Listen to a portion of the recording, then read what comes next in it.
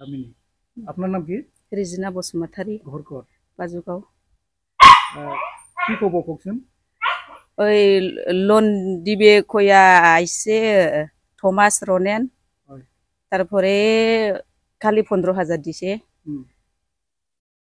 15,000 সম্পূর্ণ দিছে আপনার না দে নাই কিমান দিছে 5,000 15,000 অকল 5,000 দিছে 100 কম 5,000 কিমান কিমান টকাৰ লোন লৈছিল আপুনি কত টাকার লোন নিছিলেন আপনি 15,000 খালি 5,000 দিছে 100 টাকা কম 100 টাকা কম 5,000 কি নাম কইছে কাগজ লোৱা মানুহগুলা ৰনেন থমাস ঘৰত আহি লৈ গৈছিল নেকি হ্যাঁ কি কইছে ইহঁতে লোন দিবে বুলি কৈছিল না ফ্রি কইছিল ফ্রি কইছে হ্যাঁ এতিয়া আপোনাৰ নামত লোন আছে না হাজবেন্ডেৰ নাম হাজবেন্ডৰ নামত লোন আছে লোনটো পৰিশোধ কৰিব নালাগে বুলি কৈছিল নেকি হ্যাঁ ফ্রি পাবো বুলি কৈছিল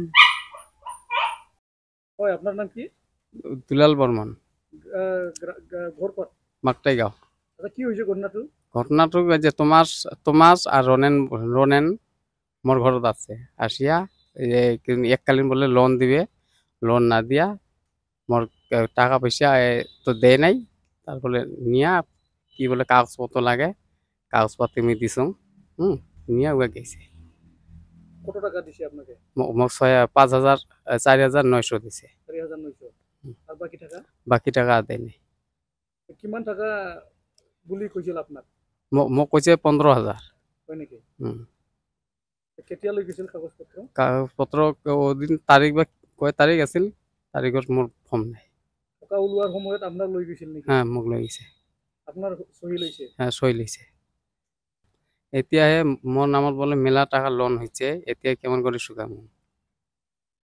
আপনার সমস্যা হইছে মোর সমস্যা হইছে কি কব আপনি আমি কি কইম মুই একদিন কালে মরি গেলে মোর বেটায় শুকাবার তো আর পাবো না না এইটু তার মোর লোনটা শোধ করা লাগবে যারা কাগজ নিছে যারা কাগজ নিছে উমা কি কইছিলে এককালীন দান হ্যাঁ এককালীন দান এলা লোন হইয়া গেল কেইদিন আগত মানে দুজন মানুহ আহিছিল এই আবেলি সময়ত কি নাম এই থমাস আৰু ৰনেন হাজোৱাৰী সিহঁতে মানে মাৰ লগত কথা পাতি আছিল মানে দেউতাৰ নামত শ্ৰীৰামপুৰ ব্ৰাঞ্চৰ এই আসাম বিকাশ বেংকৰ পৰা এককালীন টকা আহিছে বুলি তাৰপিছত দেউতাটো মানে মৰি গ'ল তাৰপিছত ক'লে এই তোমাৰ নামতে হ'ব সেই মৰ্মে মানে মোৰ ডকুমেণ্টটো লৈ যাইখিনি মানে দুদিন পাছত মোক মাতিলে মানে সিহঁতেই মাতিলে আৰু আপোনাৰ নামত এই ডকুমেণ্টবিলাক মানে ৰেডি হৈছে বুলি তাত 15,000 টকা এককালীন চেংচন হৈ আছে বুলি সেই মৰ্মে মানে ময়ো যাইখিনি সাইন কৰিলোঁ এই এগ্ৰিমেণ্টত আৰু টকা উইথড্ৰ কৰাৰ পিছত মানে কিমান 15,000 টকা দিলে আৰু হাতত তাৰপিছত গেটত মোক মানে 6,000 টকা দিখিনি মানে বাকীখিনি মানে সিহঁতে ল'লে আৰু আসল ঘটনাটো হ'ল মানে 2 দিন পাছত চালো মানে মোৰ নামত এই আসাম গ্ৰামীণ বিকাশ বেংক শ্ৰীৰামপুৰত 1,22,000 লোন নিয়া মানে আপডেট হৈ আছে আৰু তাত লোন আউটষ্টেণ্ডিংটো মানে 80,000 সামথিং আছে আৰু আপনাৰ নামত মোৰ নামত মই এইটো দেখি আৰু 15,000 টকাটো মানে এককালীন বুলি ক'লে কিন্তু লোন এমাউণ্টটো ডাঙৰ হৈ আছে তাতে এইটো চাইকিনি মানে মনত বেয়া লাগিল আৰু মই তাতে চালো তাতে বেংক মেনেজাৰ পুৰা ষ্টাফ আৰু ভিতৰত এই আমাৰ গাঁৱৰে দিলীপ নাৰ্জাৰী মানে সিহঁতে এইবোৰ মানে লোন চলাই আছে মানে দুখীয়া মানুহবোৰ আহে মানে সিহঁতৰ পৰাও মানে এনেকুৱা লোৱা মই দেখিলোঁ আৰু এককালীন টকা দিয়াৰ নামত প্ৰলোভন কৰি ফচাই আছে মানুহবিলাক। হয় মানে ভিতৰে ভিতৰে এইবিলাক চব লোন হৈ আছে এককালীন নামত। লাখৰ ওপৰত 1,22,000, 1,10,000, 1,00,000 এনেকুৱা মই গম পালো আৰু এতিয়া। আৰু শুনিবা আছে আপোনাৰ লগত? আমাৰ গাঁৱৰে আৰু বহুত মানুহ আছে, এই সান্তালী, ৰাভা, ৰাজবংশী আৰু মানে মুছলমান বহুত মানুহ ফাঁচিছে। বহুত মানুহ। কি ক'ব আপুনি, এইটো লুণ্ঠন চলি আছে নেকি? আমাৰ এই গোসাইগাঁও মহকুমাৰ আণ্ডাৰত যে আসাম গ্ৰামীণ বিকাশ বেংক শ্ৰীৰামপুৰ ব্ৰাঞ্চত এনেকুৱা বহুত ডাঙৰ মানে লুণ্ঠন চলি আছে বেংক শাখাৰ লগত। কোনে কোনে জড়িত আছে ইয়াতে? তাতে বেংক মেনেজাৰ, পুৰা ষ্টাফ আৰু ভিতৰত মানে দিলীপ নাৰ্জাৰী আৰু ৰণেন হাজোৱাৰী, থমাছ, মানে সিহঁতে গাঁৱৰ পৰা মানে মানুহ লৈ যায়।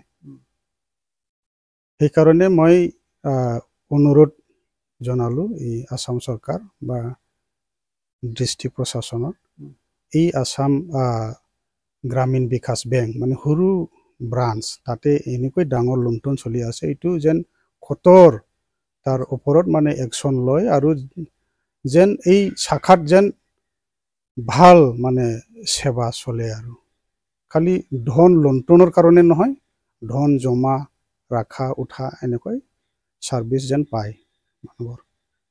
কয়ারি আবার আমার গ্রাম 1 নং বাজুগাঁও। আমার হয়েছে কি ঘটনা, ওই যে রনেন আর থমাস ওরা ডাকায়া নিয়ে গেছে। আবার কোন জায়গায়? শ্রীরামপুর ব্যাংকে? হ্যাঁ, শ্রীরামপুর ব্যাংকে ফ্রি লোন পাবো বলিয়া ডাকায়া নিয়ে গেছে। এখন আমাকে মাত্র 5,000 টাকা দিয়া দিছে। আর ওরা কি করছে আমরা জানি না, এখন আমরা মানিতে পারবো না। আমার বেটা দেখলো অনলাইনে মোবাইলে, এখন টাকাটা লোনটা বেশি হয়ে গেছে। আমার নামে বলে 1 লাখ টাকা হয়ে গেছে। এটা মানতে পারবো না আমি। কিমান দিছে আপনার? মাত্র 5,000। আপনার নামত 1 লাখ টাকা লোন আছে? হ্যাঁ, মাত্র 5,000 দিছে ওরা, 1 লাখ এখন লোন হয়ে গেছে। এখন কি করবে আপনি? এখন আমি মানতে পারবো না, এটা মানতে পারবো না। ব্যাংকে যখন টাকা দিছিল কে কে ছিল এখানে? ওইখানে থমাস আর এই যে রনেন, তারপরে অনেক মানসি ছিল। ওদের লগে আরো কেউ আসিল নাকি আপনার লোন দেওয়ার সময়? আছে, অনেক আছে। এখন আপনার ঠকাইছে নাকি? ঠকাইছে, অনেক ঠকাইছে। 1 লাখ টাকার খালি 5,000 দিছে? খালি 5,000 দিছে। কি চাই আপনি, কি চাই? আমি এটা মানতে পারবো না, কখনো মানতে পারবো না। লোনটা সুদ করা লাগবে ওরাই, ওরাই সুদ করা লাগবে, রনেন আবার থমাস। না হইলে কিন্তু আমি ওদেরকে কেস দিব পারে।